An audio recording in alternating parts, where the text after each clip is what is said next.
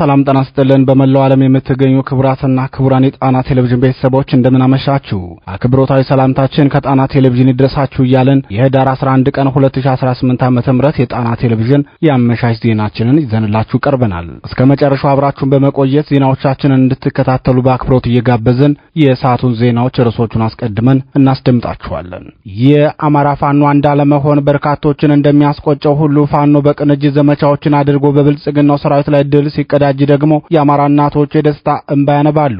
ዛሬ ሸዋ ላይ ሁለት ወንድማማች እዞች በቅንጅት ዘመቻ ከፍተው የተቀዳጁት ድል ትርጉሙ ብዙ ነው። ብልጽግናውን ሲያስደነግጥ የአማራን ህዝብ ደግሞ በደስታ አስፈንድቋል። የሸዋው የጋራ ተጋድሎ ምን ይመስላል የሚለውን ዜናችን በዝርዝር ያስደምጣችኋል። ቀዳሚው ነው። ወጣቱ አርበኛ ለአማራ ህዝብ ህልውና መከበር ሲል ውድ ህይወቱን በሰጠበት ቦታ ፋኖ ዘመቻ ውጆ ታላቅ ድል ተቀዳጅቷል። በአርበኛ ጌትነት መሳፍንት ስም የታወጀው ዘመቻ የብልጽግናውን ሰራዊት ያስደነገጠ ድል ፋኖ ተቀዳጅቷል።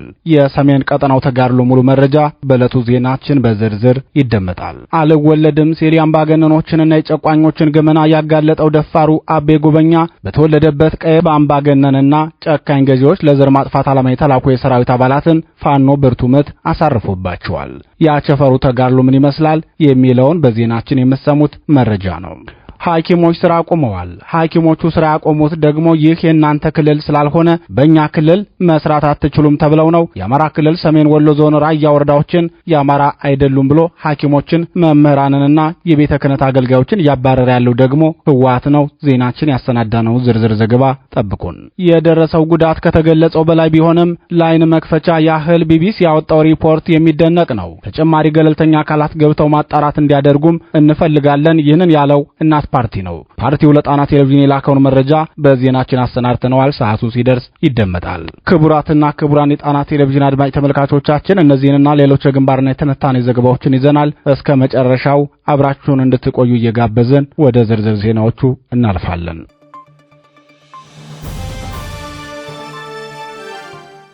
የድላችን ሚስጥር የአንድነት ዘመቻ ማድረጋችን ነው።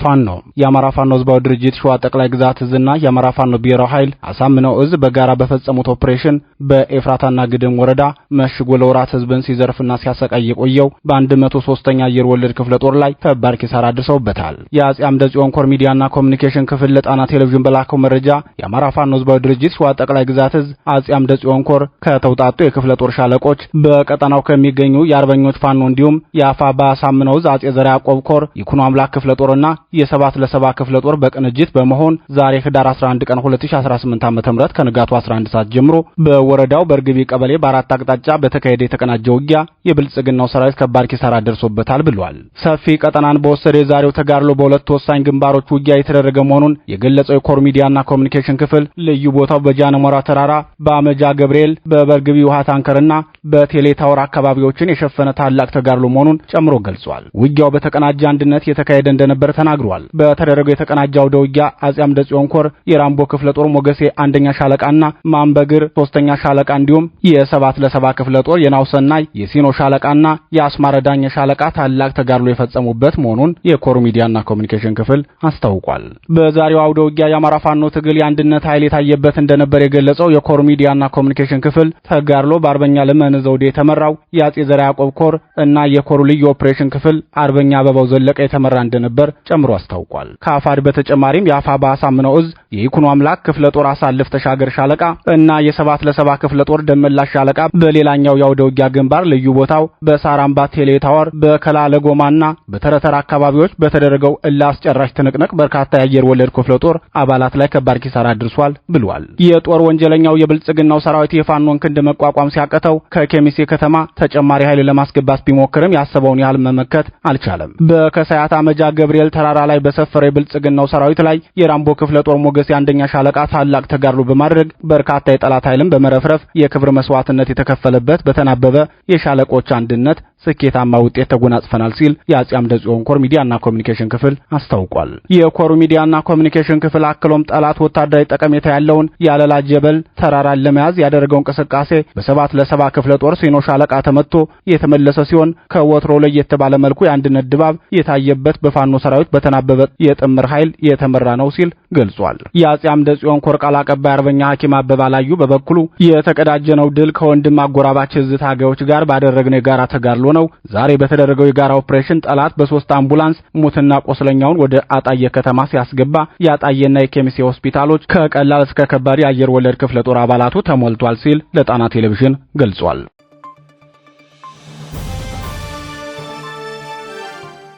ደጃዝማች በላይ ዘለቀ ህዝብ በዘመቻ ጌትነት መሳፍንት ድል ተቀዳጀ። የአማራ ፋኖ ብሔራዊ ኃይል ደጃዝማች በላይ ዘለቀ ህዝብ በቅርቡ በተሰወው ሰሜን አምባራስ ክፍለ ጦር ዋና አዛዥ አርበኛ ጌትነት መሳፍንት ስም የሰየመውን ዘመቻ ታላቅ ድል የተቀዳጀበት መሆኑን አስታወቀ። በአርበኛ ጌትነት መሳፍንት ስም በተከፈተው ዘመቻ ከ180 በላይ የብልጽግና ሰራዊት ሙትና ቆስለኛ መሆኑን ገልጿል። የደጃዝማች በላይ ዘለቀ ህዝብ ቃል አቀባይ ክፍል ለዝግጅት ክፍላችን በላከው የተጋድሎ ሪፖርት መረጃው ለሶስተኛ ቀናት በዘለቀው በክቡር ሰማዕቱ አርበኛ ጌትነት መሳፍንት ስም በታወጀው ዘመቻ የራስ አሞራው ውብነህና የአባ ድፈን መሳፍንት ልጆች በተለያዩ ግንባሮች አስደናቂ ድል ተጎናጽፈዋል ብለዋል። በሰሜን ጎንደር ቀጠና በአራት አቅጣጫ ወደ ዳባት ወረዳ አጅሬ ጃኖራ ያመራው የብልጽግናው ሰራዊት በአፋባ ደጃዝማች በላይ ዘለቀ ራስ አሞራው 3ኛ ኮር ሰራዊት በቆላማው ወገራ የጠገዴና የአርማጭሆ እንዲሁም ዛሪማና ቦዛ አዋሳኝ መሬቶች በተደረገበት ጥቃት ከፍተኛ ኪሳራ ደርሶበታል። በርካታ ሰራዊቱ እርምጃ የተወሰደበት ሲሆን የደባርቅና የጎንደር ሆስፒታሎችንም በተጎዱ የሰራዊቱ አባላት ተጨናንቀዋል። ከ5 በላይ ወታደራዊ ተሽከርካሪዎቹ ከጥቅም ውጭ ሲሆኑበት ከ50 በላይ የነፍስ ወከፍና የቡድን መሳሪያውም በፋኖ እጅ ገብቶበታል። ይህን ያህል ወታደራዊ ቁሳዊና ስነ ልቦናዊ ኪሳራ የደረሰበት የብልጽግናው ሰራዊት በተከታታይ 3 ቀናት ውጊያ ከ180 በላይ ሰራዊቱ ከጥቅም ውጭ ሆኖበታል። የደጃዝማች 4ኛ ኮር ቃል አቀባይ ክፍል የቀጠናውን ተጋድሎ ሲገልጽም በ17 ተሽከርካሪ ሲጓዝ የነበረው የብልጽግና ሰራዊት አራቡር ቀበሌ አቦ ገዳም ሞርጠጭ ጸበልና ወይራ ጊዮርጊስ በተባሉ ቦታዎች ላይ በተወሰደበት የደፈጣ ጥቃት ከ30 በላይ እርምጃ ሲወሰድበት 25 ደግሞ ጉዳት አስተናግዷል። 2 ወታደራዊ ተሽከርካሪዎች ሙሉ በሙሉ ከጥቅም ውጭ የሆኑበትም በእነዚሁ ቦታዎች በተደረገ የደፈጣና የጨበጣ ውጊያ ላይ ነው። የራስ አሞራው ውብነ 3ኛ ኮር ቃል አቀባይ ክፍል በበኩሉ በደባርቅ አቅራቢያ ጥራይና በተባለ ቦታ በተደረገው ውጊያ በብልጽግናው ሰራዊት ላይ የደረሰው ጉዳት ከፍተኛ ሲሆን የፋኖ ምት የበረታበት ሜዳ ላይ የወደቁ አባላቱን አስከሬን ሳያነሳ ወደ መጣበት ደባርቅ ከተማ ገብቶ መመሸጉን አስታውቋል።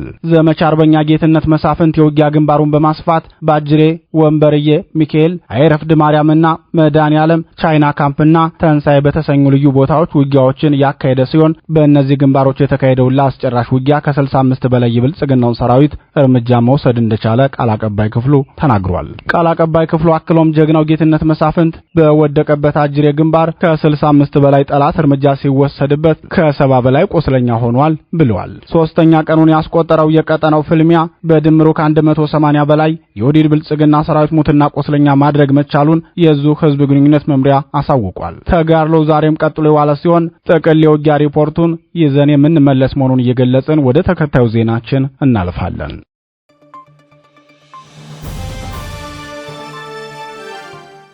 የአፋባ ምዕራብ አማራ ቀጠና ቴዎድሮስ ዕዝ 105ኛ ኮር 55ኛ ክፍለ ጦር በብልጽግናው ሰራዊት ላይ ታላቅ ድል መቀዳጀቱን አስታወቀ።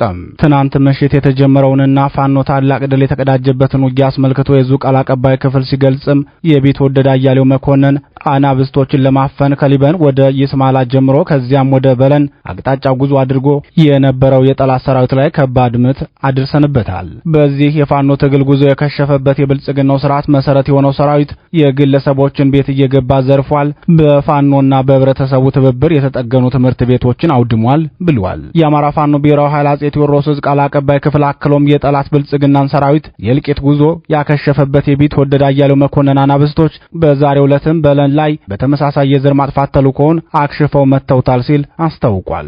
ውጊያው ከጧቱ 3 ሰዓት እስከ እኩለ ቀን ድረስ መዝለቁን ገልጾ ምቱ የከበደ የብልጽግና ሰራዊት የተመተው ተመቶ ቀሪው ወደ መጣበት ይስማላ ከተማ ተመልሷል። በውጊያውም በርካታ ሰራዊቱ እርምጃ ሲወሰድበት አንድ ሻምበል መሪንና ዲሽቃ ተኳሽም እርምጃ ከተወሰደባቸው መካከል ይገኙበታል በማለት የአፋባ አጼ ቴዎድሮስ ዕዝ 105ኛ ኮር የተጋድሎ ድሎችን በዝርዝር ገልጿል። ይህ በእንዲህ እንዳለ የአማራ ፋኖ ብሔራዊ ኃይል አጼ ቴዎድሮስ ዕዝ 102 ሁለተኛ ኮር 33ኛ ሻለቃ ለጎንጂ ቆለላ ወረዳና አካባቢው ነዋሪዎች የሊዝ ጨረታን በተመለከተ ማስጠንቀቂያ ሰጥቷል። ክፍለ ጦሩ ለተጠቀሰው አካባቢ ማህበረሰብ በሰጠው ማስጠንቀቂያ እንደሚታወቀው አርመኔው የአብይ አህመድ ሰራዊት የአማራን ህዝብ አጠቃላይ በማህበራዊ ፖለቲካዊና ኢኮኖሚያዊ ጫና በማሳደር አማራን ዳግም እንዳይነሳ ለመቅበር ከአብራካችን በወጡ ካድሬዎች አስፈጻሚነት ደፋ ቀና እያለ ይገኛል ሲል መግለጫውን ይጀምራል። አማራን ለአንዴና ለመጨረሻ ጊዜ ያጠፋለሁ ብሎ የተነሳው የብልጽግናው ስርዓት ያወጀውን ጦርነት በኢኮኖሚ ለመደገፍ የጎንጂ ቆለላ ወረዳ አዲስ ዓለም መሪ ማዘጋጃ ቤት ከከተማው ውስጥ የሚገኙ ሊዝ መሬቶችን አጫርቶ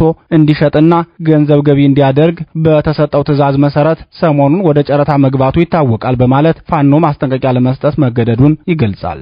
በመሆኑም የህልውና አደጋ የተጋረጠበት ህዝብ አንደኛ ማንኛውም ተጫራች እነዚህን መሬቶች ተጫርቶ የሚገዛ ካለ ከስርዓቱ ጎን በመቆም በተዘዋዋሪ ለስርዓቱ የጦር መሳሪያ በማቅረብ በሁለት መንገድ ተጠያቂ እንደሚሆን እንዲያውቀው ማሳሰብ እንፈልጋለን። ሁለተኛ ይህንን የሊዝ መሬት የገዛ ማንኛውም ግለሰብ ፋኖ ወረዳውን በተቆጣጠረ ሰዓት መሬቱን እንደማያገኘው ወይም እንደሚነጠቅ አውቆ ከጨረታ መታቀብ እንዳለበት እያሳወቀን ይህን የወረዳ ጊዜው አስተዳደር ማስጠንቀቂያ በቸልተኝነት በማየት በጠላት ጥሪ የተሳተፈ ማንኛውም ባለሀብት ወይም ግለሰብ ከአማራ ህዝብ የህልውና ትግል በተቃራኒ የቆመ መሆኑን እንዲያውቀውና የትግሉ አደናቃፊዎች ዕጣ ፈንታ እንደሚጠብቀውም ማሳወቅ እንወዳለን በማለት ማሳሰቢያውን አጠቃሏል። የብልጽግናው ስርዓት ከገጠመው ከፍተኛ የገንዘብ እጥረት የተነሳ በአማራ ክልል ከተሞች ላይ የምትገኝ እያንዳንዷን ኢንች መሬት እየቸበቸበ ለጦር መሳሪያ መግዣ፣ ለካድሬ ውሎ አበል መሸፈኛና ለሰራዊቱ ሎጂስቲክ መሙያ እያደረገ ይገኛል።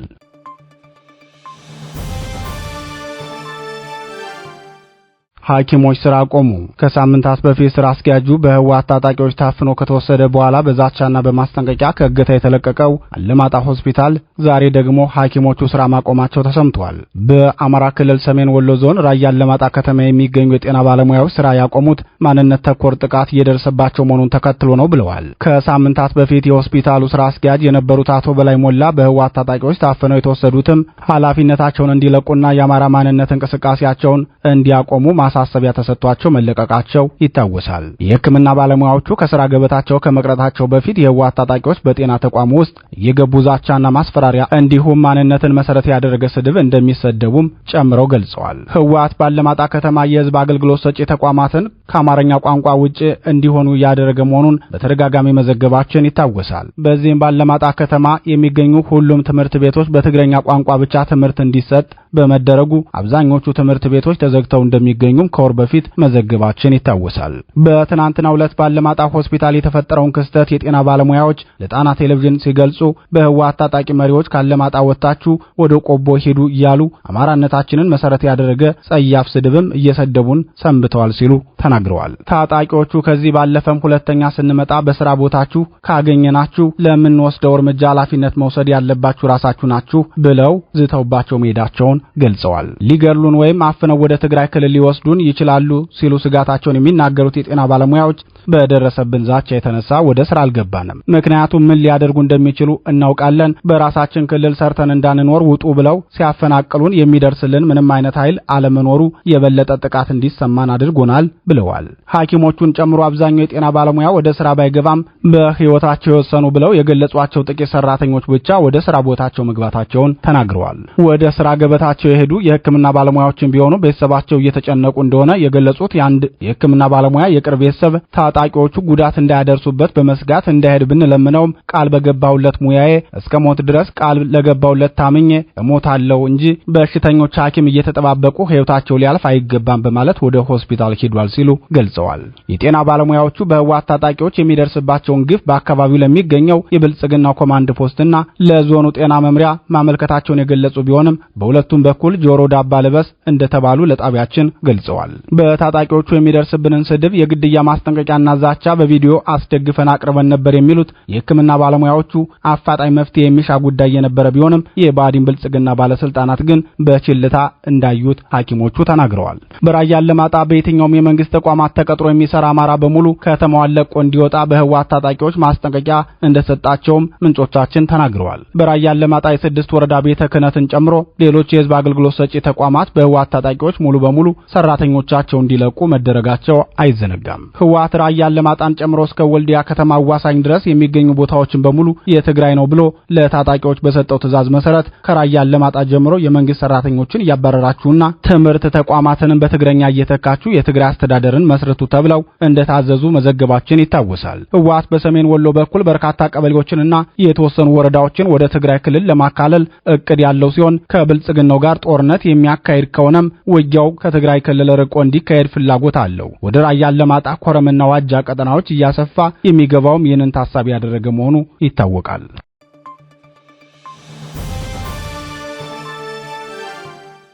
የዘር ማጥፋቱ አካል ነው እናት ፓርቲ። በአማራ ክልል የተፈጸመው የሴቶች መደፈር ቢቢሲ ይፋ ካደረገውም የበለጠ ሊሆን እንደሚችልና ተጨማሪ ገለልተኛ አጣሪ አካል ገብቶ እንዲያጣራ እናት ፓርቲ ገለጸ። ፓርቲው ዛሬ ለጣና ቴሌቪዥን በላከው መግለጫ ድርጊቱ በአገራችን እየተካሄደ ያለው ዘር ፍጅት ዘርፈ ብዙና መዋቅራዊ መሆኑን እንደ ማሳያ መጥቀስ የሚችል ነው። ከተለያዩ ታማኝ ምንጮች እንደምንሰማው አሁንም ቁጥሩ ሊያሸቅብ እንደሚችልና የታፈኑ ድምጾች እንዳሉ ነው ብሏል። በጦርነት ቀጠናዎች የሚፈጸመው ጾታዊ ጥቃት በሕግም በሞራልም የሚያስጠይቅ ነው ሲል መግለጫውን የሚጀምረው እናት ፓርቲ ቢቢሲ አማርኛ እማኞችን ጠይቆ ይፋ ያደረገው መረጃ የችግሩን ስፋት የሚያሳይ ነው። ነገር ግን የደረሰው ግፍ ከዚህም የበለጠ እንደሆነ ይታመናል ሲል ገልጿል።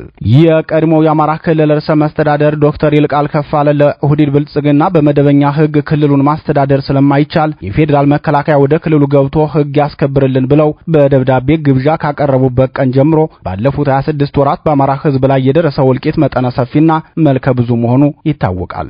በተለይም በማህበራዊ ኢኮኖሚያዊና ስነ ልቦናዊ ቀውስ ላይ የደረሰው ጉዳት እጅግ ከፍተኛ መሆኑን ለጣና ቴሌቪዥን የሚደርሱት መረጃዎች ያመለክታሉ። በዚህ መልኩ ወደ አማራ ክልል ገብቶ ህዝብ ላይ ከባድ ኪሳራ ያደረሰው የብልጽግናው ሰራዊት በህዝብ ላይ የደረሰው ጉዳት ልብ ሰባሪ ነው ሲል እናት ፓርቲ ገልጾ በጦርነቱ 2 ዓመታት ቆይታ በሺዎች በሚቆጠሩ ሴት ህፃናትን ጨምሮ 65 ዓመት እስከሆናቸው እናቶች ላይ ሲፈጸም የቆየው ልብ ሰባሪ የሆነ ወሲባዊ ጥቃት እንዲሁም ዘግናኝ ድብደባና የስነ ልቦና ጉዳት ተጠቂዎች ገለልተኛ አካል እንዲያጣራ እንጠይቃለን ብለዋል። በአማራ ክልል ሴቶች ላይ ተመሳሳይ ጾታዊ ጥቃት ሲፈጸም የነበረው በህወሓትና በፌዴራል መንግስት መካከል በነበረው ጦርነት ጀምሮ ነው።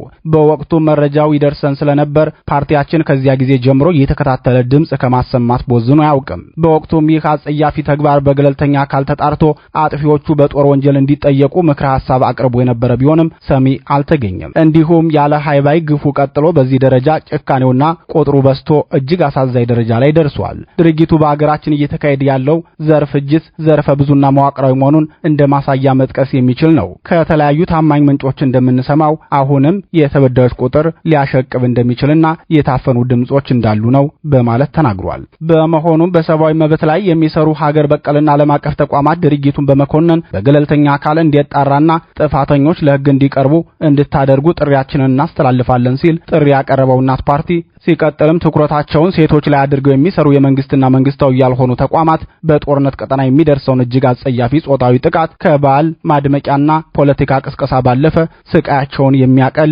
ጥረትና መፍትሄ እንዲያመጡና ድርጊቱን እንዲወግዙ እንጠይቃለን ብሏል። ፓርቲያችን በዚህ ጸያፍ ድርጊት የተሳተፉ አካላትን ነውር በጽኑ ያወግዛል። ጥቃቱ ለደረሰባቸው ወገኖቻችንም ፈጣን ስነልቦናዊና አካላዊ ማገገምን እንመኛለን ሲል እናት ፓርቲ መግለጫውን ቋጭቷል።